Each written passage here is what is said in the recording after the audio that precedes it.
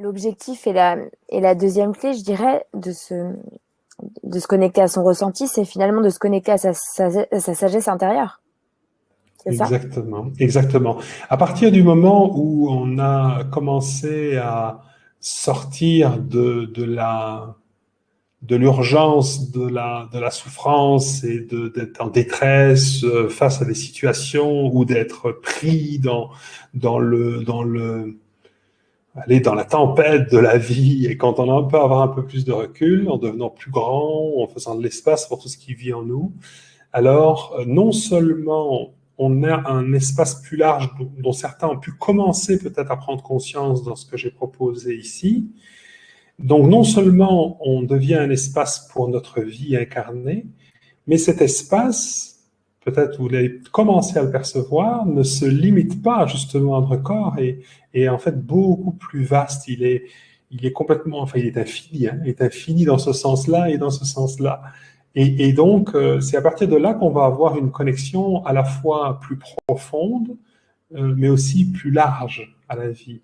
Donc, c'est comme ça que l'on va pouvoir se connecter à notre sagesse intérieure et à une sagesse globale, je dirais, accessible à toute l'humanité. Vous avez peut-être déjà croisé, rencontré des gens qui semblent pouvoir se connecter même à vous-même ou à ce qui se passe pour vous à, ou qui ont une forme de clairvoyance, d'intuition très forte, eh bien, quand on se connecte à notre sagesse intérieure, on a accès à toutes ces informations. En fait, c'est quelque chose de naturel qui est toujours là, mais dont on est coupé quand on se retrouve identifié, morcelé, identifié à une part de nous pour laquelle on se prend, à une émotion, à une blessure en nous. On s'est identifié à notre construction identitaire, on est limité par ça.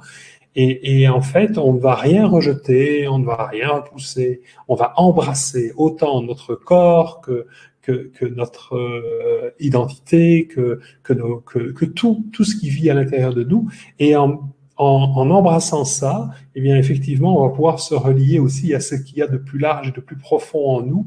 En fait, on se connecte à l'essence de notre vie, même au processus qui nous a créés.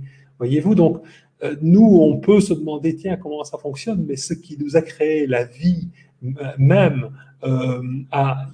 c'est là que réside la sagesse de toute l'humanité, en fait.